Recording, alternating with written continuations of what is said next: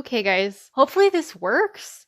I'm so nervous because I can't see myself. I've been told that the camera is better if I don't use the selfie cam. So here we go. If there's problems, I'm sorry.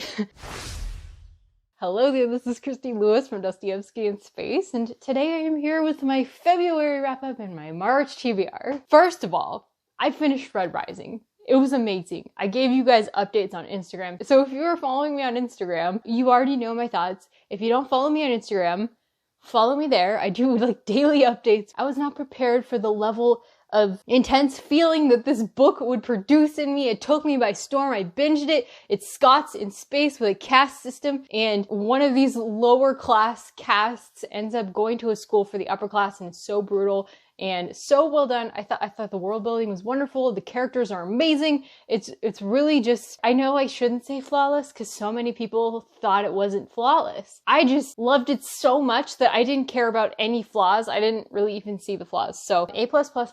There will be a live stream happening on Alan from the Library of Alexandria's channel, and it's probably already happened by the time you're seeing this, so I will link it up here. What's next? Oh, information for all of the read-along stuff. This was for FEBRISING, which Alan from Alexandria is running. So information down below. Next, I DNF'd Once Upon a River. This was a read with Katie from Books and Things. She was doing a read-along, and unfortunately, this book just didn't mesh with me. It hit my #1 pet peeve, which is when people who don't understand faith try and like nitpick it. And it's fine if you want to talk about that stuff, but I'm not going to read a book for enjoyment about it because it's not fun for me. It's like, I understand this so much better than you do because I've been a lifelong believer. I thought the story was really cool other than that one thing though. So if you're like a fan of The Bear and the Nightingale and the religious stuff didn't bother you there, then you might really enjoy this because it gave me that same feeling as The Bear and the Nightingale where I was like, I wanted to read it because it's beautiful and it's wonderful and it's all the things I love, except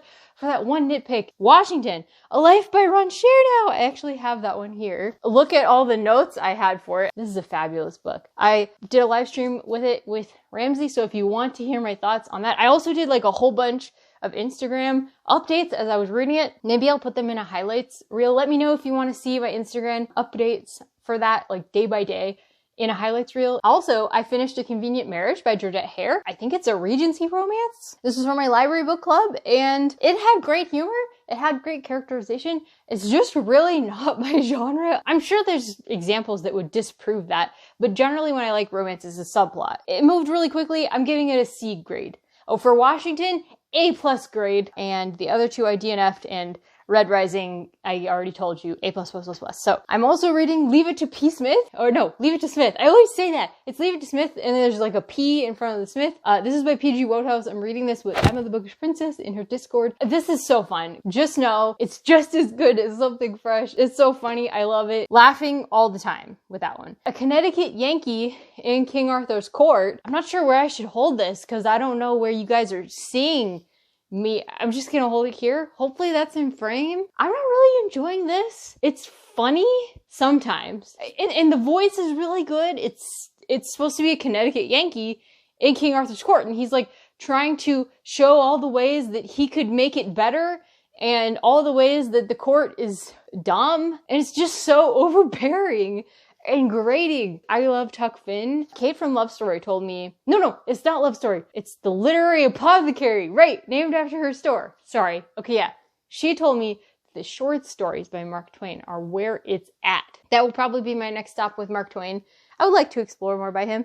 I just thought this was such a cool idea. A Connecticut Yankee in King Arthur's Court. It's not as funny as I thought it would be. On the bright side, I'm about 3/4 of the way done with Mystery and Pittman, and I've given some updates of this on Instagram as well. I'm reading this slowly, part by part, every week with a group on Instagram. This one might be a favorite of 2021 because Miss Jane has such a fantastic voice. It's about Jane, who was a slave in the very beginning, very young girl, has a fantastic voice. She's freed by John Brown, the civil rights leader. I didn't even know that was a real person. Until Sean, Elle's husband, he has a blog. He was talking about another book, and I realized while I was reading his blog that John Brown was a real person. Already, this has given me some revelations, and the voice is just so strong, and it really makes the unbearable circumstances more bearable when it's told in Miss Jane's voice. She's like over 100, and she's giving an interview to a guy who is tape recording her. And that's kind of the frame story. And so we're hearing about her life, and she had quite the life. Next, let's go with another highlight, which is John Plowman's talk. I am reading this also with a group on Instagram for my Lent readathon. And you guys, it's so funny. It's so salty.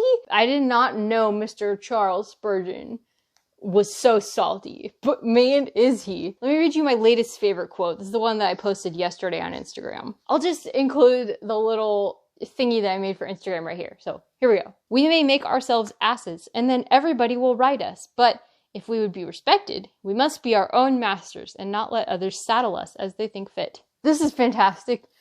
I'm so glad we're doing this. Okay, and I am about halfway through the Brothers Karamazov. I thought I read the Crime and Punishment Richard Revere and Volkansky translation, and that there wasn't much of a difference between the audiobook, which I was listening along as I was reading. But you know what I'm thinking?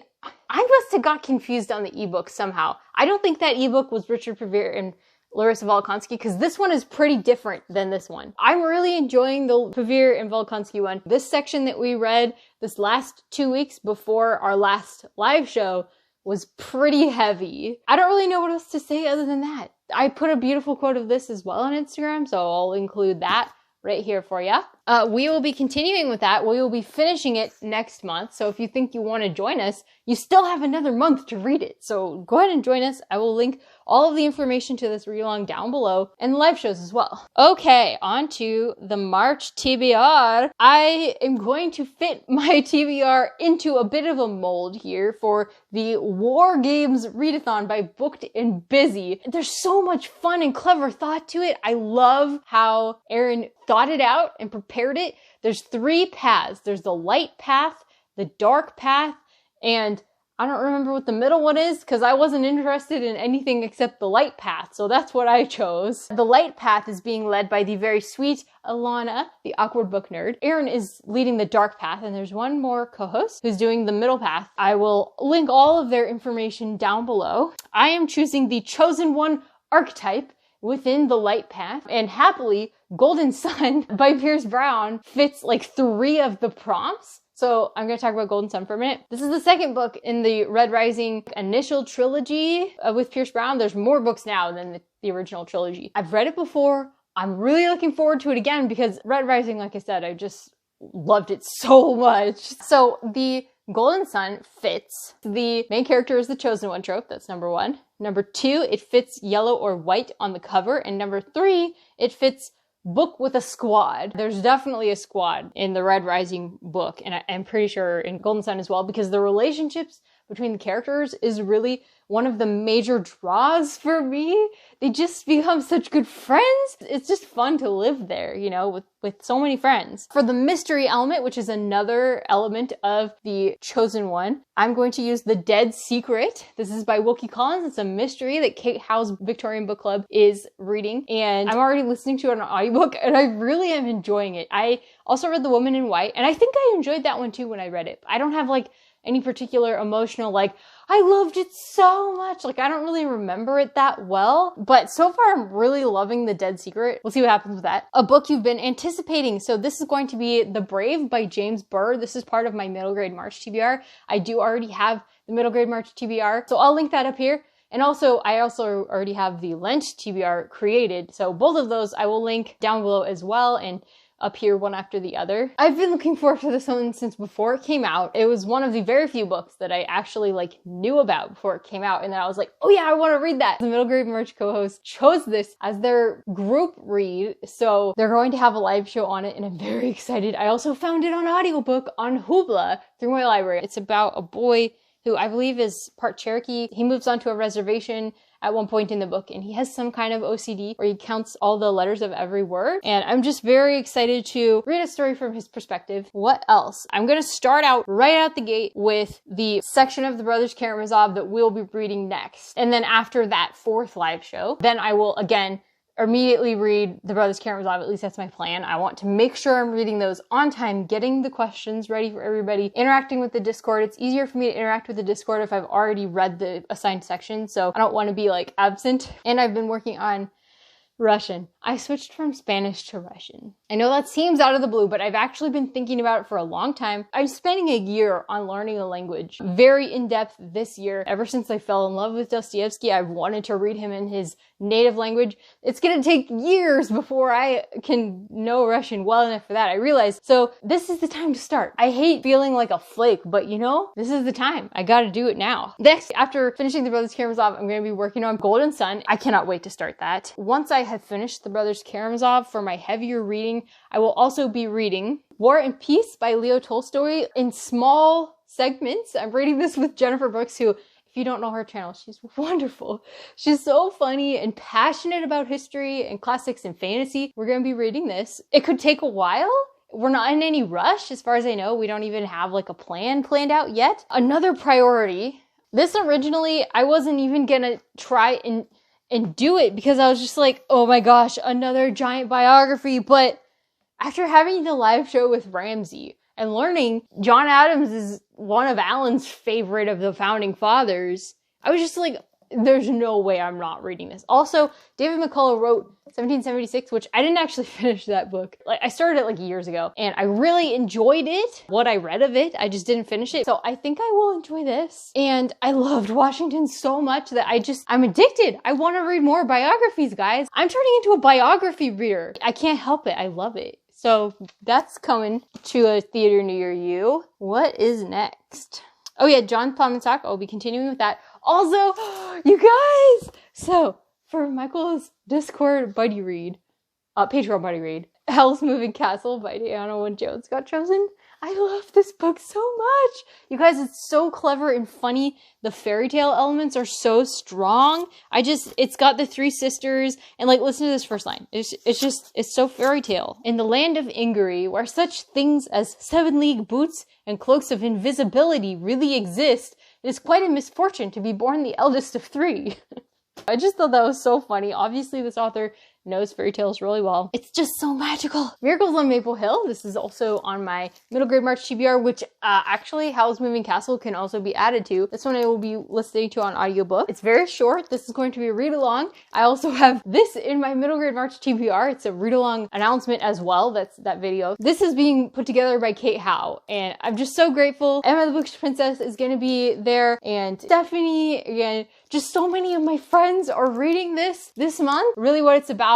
What is next? Oh, the next Betsy-Tacy book! Heaven to Betsy. This is just such a cute addition.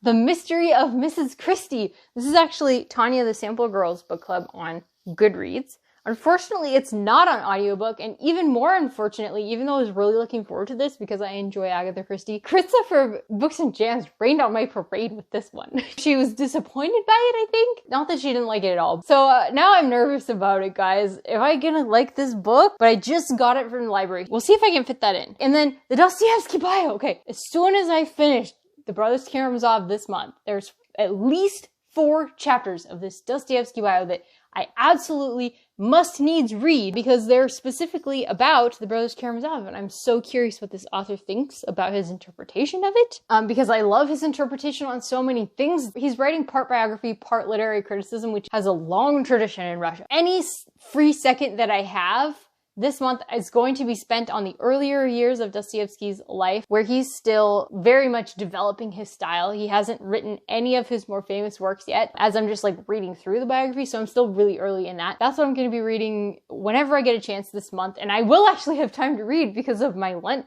I didn't expect my Lent goals to actually give me so much more time to read, but it really does because I just have focus. I also didn't make a lot of videos later this month. That helped too. The last thing that's on my list is, of course, the Booktube Spin book, Democracy in America. I didn't even touch this until now, this entire month. I don't honestly know how I'm actually going to get anywhere in this. If I could get through part 2, that would take care of that. I don't see it happening, guys, because I want to work on that Dostoevsky bio if I have any free time. At the same time, I'm reading all these presidential bios, and this would be really instructive. That is all that I have for you. I hope you enjoyed watching this. I'm gonna go sit down and probably work on some Russian. So take care, guys. Please leave me a comment down below. Give me a like in the corner. Hit the subscribe button and make sure you hit that notifications bell and that your notifications are turned on so that anytime I make a new video, it will notify you. Thank you so much, and I'll talk to you soon. Bye.